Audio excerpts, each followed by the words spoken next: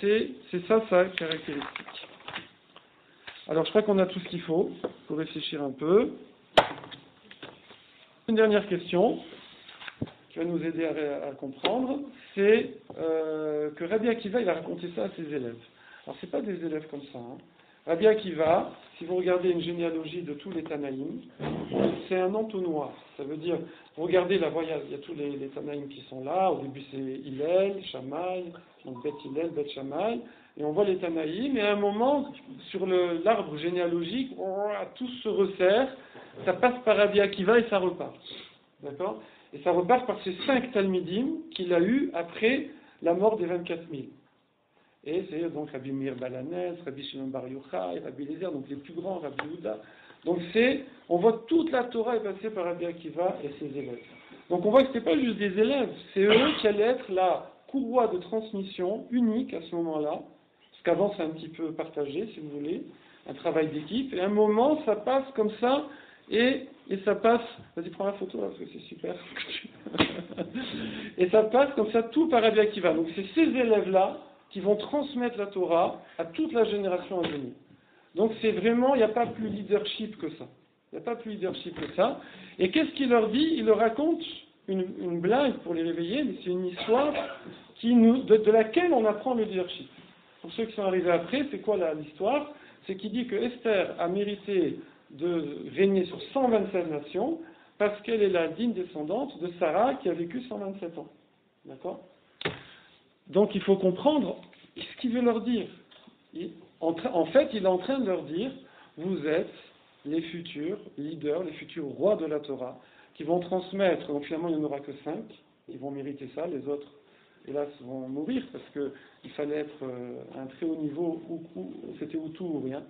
Et donc ces 5 élèves qui vont être au plus haut niveau, eh bien c'est eux qui vont avoir cette caractéristique-là, et il leur dit, vous ne pouvez pas somnoler, vous ne pouvez pas somnoler, parce que c'est vous qui allez transmettre toute la Torah à les générations à venir, et un leader ne peut pas somnoler. Alors c'est ça qu'il veut leur dire. D'accord? Alors je pense que là, je crois que tout le monde a trouvé la caractéristique. On reprend.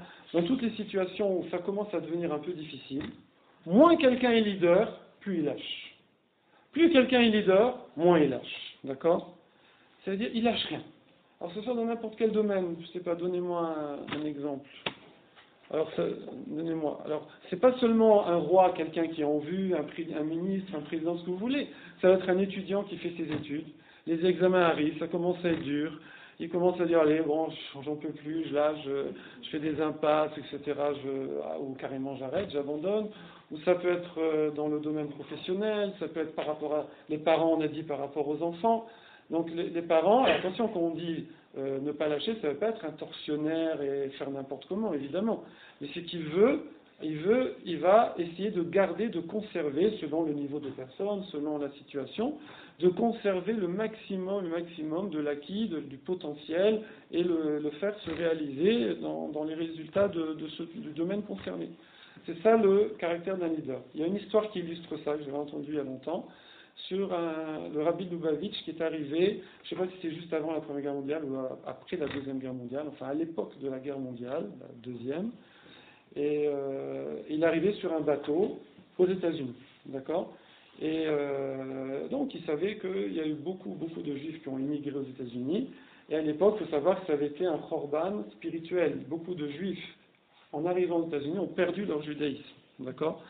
D'abord là-bas, on était payé semaine par semaine, d'accord, c'était pas mensuel le salaire, c'était hebdomadaire, et quand le vendredi, l'employé disait à son patron, déjà ils avaient du mal à trouver du boulot, etc., imaginez toute cette immigration de toute l'Europe qui est arrivée, ça devait être l'exploitation à fond des ouvriers, et les conditions pas faciles de travail, etc., et quand le gentil employé disait à son patron, Shabbat Shalom, hein, demain je viens pas, le patron il disait, mais c'est pas le demain que tu viens pas, c'est que tu viens plus. Et les gens perdaient leur emploi. Et donc beaucoup de gens, ils cédaient. Et donc ils allaient travailler le samedi. Parce qu'à l'époque, il n'y avait pas encore le week-end. Et avec le dimanche, et donc, et ça tombe pas, c'est pas le même jour. Donc du coup, les gens ont, et bon, il n'y a pas que ça, ce que vous pouvez imaginer, a fait que ça a été un korban spirituel. Et donc lui, sur le bateau, on raconte qu'il a écrit il a fait son programme. Il a écrit son programme en tant que dirigeant spirituel, un grand rave, de comment il allait gérer ses communautés et s'occuper des juifs là-bas aux États-Unis en arrivant. Alors il y a des personnes qui vont dire, bon, c'est vrai que c'est toujours bien de prévoir dans la vie, mais quel est le... Mais pourquoi vous faites ça sur le bateau? C'est pas vraiment les conditions idéales pour réfléchir, pour faire un programme. On va d'arriver, on va s'installer, prendre une bonne douche, s'habiller propre, manger bien, se reposer, du voyage, et puis on va mettre ses idées au clair et tout. D'accord? Quelle est la réponse? Alors cette qualité que les Chachamim voulaient mettre ici en évidence, qui est la qualité suprême que doit avoir un leader, et du coup que nous on doit travailler en priorité sur toutes les qualités, à part toutes les qualités qu'on essaie d'avoir à droite à gauche selon notre profil, notre cursus, notre background, etc., etc. Mais le point qui nous fera avancer le plus dans la vie, c'est d'essayer d'avoir Yetzivut. Yetzivut, c'est voilà, une direction, une régularité, une ligne de conduite, vous avez dit une pérennité, une stabilité, qu'est-ce que vous avez dit encore comme mot, tout ça c'est bien? Une rigueur, encore, c'est bien? Voilà. C'est ça, cette qualité-là. Et maintenant, si on refait le tour de tous les exemples qu'on a racontés, alors si on prend par exemple dans l'ordre, Sarah Imanou, 127 ans, toute Shavin et Tova, toujours en avant, en avant, en avant, en avant, pendant 127 ans. D'accord? Ça montre la pérennité. Toutes ces années égales, toujours dans la même direction, elle a avancé tout le temps. Si on prend, alors Esther, elle aussi, elle a montré cette qualité. Où est-ce qu'on voit qu'elle a montré cette qualité? C'est pas expliqué ici, mais c'est quelque chose de très fort. Esther, elle a reçu le chinour de son oncle, qui était aussi son mari, d'après certains, qui était Mordechai. Oui, il était orpheline. Et elle a reçu une éducation, et jeune, elle a été, contre son gré, prise dans le palais de Hachvérosh, et là-bas, c'était des pros, d'accord? Pour mettre des ambiances, pendant 2 fois 6 mois, on l'a mis dans des ambiances, des musiques, des crèmes, des huiles, des trucs, des bains, des cheveux, tout ce que tout le monde les filles rêveraient de cosmétiques et de machin. Mais que le but, c'était pas très louable évidemment, c'était de faire elle une Perse parfaite, d'accord, une para sous médaille, de la transformer en femme de Hachvérosh. Et qu'est-ce qui s'est passé? C'est marqué là-bas qu'elle a trouvé grâce aux yeux de tous ceux qui la voyaient. Ça veut dire quoi cette expression? C'est que c'est les gens qui, à son contact, se transformaient en elle, d'accord? Ses servantes, Esther avait des servantes, elles sont devenues juives. C'est le contraire, normalement on subit l'influence de la majorité. Elle est toute seule, c'est la seule juive. Elle est perdue au milieu d'un harem, on n'imagine pas ce que c'est, vaut mieux pas imaginer, imaginez pas les garçons. Donc elle est perdue là-dedans, et c'est elle qui fait que des gardiennes d'harem, ça ne doit pas être planéo, vous comprenez, eh bien elles deviennent juives, je veux dire, dans des conditions pareilles, inimaginables. Et c'est ça, donc c'est elle au contraire qui transforme les gens. C'est elle qui transforme les gens. Donc ça montre la constance, ça montre la Yetzivut. Qu'est-ce qu'on avait ramené après comme exemple? On avait ramené Shaoul Amelech. Le roi Shaoul, qu'est-ce qu'on a dit? Lui, il avait un axe. Le prophète lui a dit, là-bas, tu gardes personne, même les animaux, tu les gardes pas. Et il a cédé à la pression du peuple, qui lui, le peuple, forcément, il ne voit pas aussi loin et aussi haut que le roi. Et donc il dit non, dommage, ces animaux, etc. Et c'est la catastrophe. Et le roi cède, d'accord?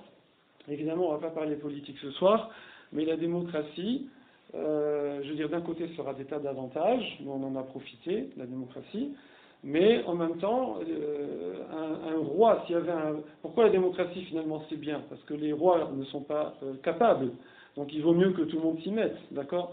Mais en vérité, si on avait un roi capable, il vaudrait mieux avoir un roi capable. C'est comme dans une entreprise. C'est sûr que si le PDG c'est un nul, il vaut mieux qu'on se mette en comité les directeurs de service et qu'on fasse le boulot, parce que sinon, il vaut mieux passer à la démocratie. Mais imaginez qu'on aurait un PDG vraiment à la hauteur. Ben, au contraire, il vaut mieux en avoir qu'un et on le suit. Vous connaissez tous l'histoire d'Eliyahu Hanavi, qui était une fois accompagné par un chacham. Et bon, il y a toute une histoire, je ne vais pas raconter les tard, mais à la fin, il est rentré dans une ville.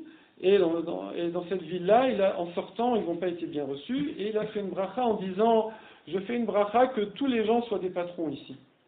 Alors, il dit, c'est bizarre, ils nous ont mal reçus, tu leur fais une bracha sympathique. Il dit, non, j'aurais fait une bracha catastrophique, parce qu'il n'y aura pas de chef au-dessus des autres. Donc ça va être la pagaille. Donc il faut au contraire avoir une direction unique. Plus elle est unique et plus elle est forte, plus c'est efficace. Imaginez une charrette qui est tirée par 6 chevaux, d'accord, ou un traîneau avec des chiens de traîneau tirés par 20 chiens, non, je sais pas ce qu'ils vont dire chevaux, 20 chiens, et imaginez que chacun il part dans un sens, d'accord, l'autre il est au milieu avec sa charrette, ça part de tous les côtés. Donc il faut avoir, pareil, j'ai pas fait ça mais quelqu'un m'a expliqué une fois, il faut mettre le cheval leader devant, c'est pas seulement le cocher qui gère, et pareil dans les chiens, lisez avec le Landon, là, le livre de Jacques Landon, L'appel de la forêt. D'accord, l'appel de la forêt, là-bas l'histoire de chien de traîneau, et il faut mettre le leader devant. À chaque fois que le chef de traîneau il voit qu'il y a un chien qui est leader, il le met devant. Et lui, il agit directement sur le leader, et le leader, c'est lui qui agit sur tous les autres chiens. Donc on voit qu'au contraire, il faut avoir une personne qui vraiment va garder la ligne. Parce que sinon, forcément, vous avez un cumul des faiblesses, des points faibles des gens qui sont en dessous, et ça part en dérive, et ça part de tous les côtés. Donc ça, c'était la faute de Shaoul HaMelech. Dès que Shaoul HaMelech il a montré que c'est plus lui qui dirige, c'est les gens qui le dirigent, c'est la fin, il ne peut plus être roi. D'ailleurs, c'est marqué qu'on est dans une génération qui est comparée, la direction juste avant le Mashiach, qui est comparée justement à Pene Kelev, la face du chien. Parce que le chien, quand il est devant une charrette, c'est lui qui court devant. Mais quand il arrive à un croisement, il attend, il regarde dans quelle direction va partir la charrette et il repasse devant. En vérité, il fait croire que c'est lui qui dirige, mais en fait, c'est la charrette qui dirige. Donc ça, c'est un point. Si on reprend le roi, pareil, la loi qui devait avoir un Sefer Torah, effectivement, c'est pour nous illustrer le fait qu'il va toujours garder cette ligne de conduite. Qu'est-ce qu'on avait encore comme exemple? Yosef. Yosef également. Alors Yosef, c'est un autre point. Tout à l'heure, Manon, elle a dit l'humilité. L'humilité. Là, a priori, comment c'est lié? Alors, vous avez expliqué, rappelez-moi votre prénom, c'est Cécile. Cécile, vous avez dit, parce que s'il est humble, alors il peut comprendre les gens, leur parler, et si quelqu'un il a de la gava, ça devient difficile, les relations deviennent difficiles. Et il y a aussi un autre point, c'est qu'une personne qui a trop de gava, alors elle ne peut pas non plus être un roi, un leader. Pourquoi? Parce que ça va l'entraîner au contraire à suivre les gens. Parce que lui maintenant, ce qui compte, c'est sa personne avant, on va dire, avant le projet, d'accord? Donc le projet, ça va être diriger un pays, diriger une entreprise, diriger une famille, diriger ce que vous voulez. Eh bien, puisque c'est sa personne qui compte avant la direction du projet, alors du coup, il va écouter n'importe qui, n'importe quoi, et il va se laisser dériver, et donc il ne va pas pouvoir diriger. Est-ce qu'on a oublié un qui est capable de se maîtriser, d'être maître d'elle, parce que si elle-même, elle s'influence négativement elle-même, alors elle ne peut pas, à plus forte raison qu'elle va être influencée par les autres vers le négatif, et qu'elle ne pourra pas influencer les gens à garder le cap. Pareil dans l'histoire du Rabbi Lubavitch, pourquoi il a fait son programme? Est-ce que vous pouvez me dire pourquoi il a fait son programme sur le bateau? Très bien, parce qu'effectivement, on lui a posé la question, et c'est raconté qu'il a dit, parce que là je suis sur le bateau, je ne suis pas influencé. Je ne suis pas au milieu des Américains, je ne suis pas au milieu des Juifs qui viennent d'émigrer, qui sont en train de mourir de faim, qui perdent leur travail, des trucs. Donc je peux fixer une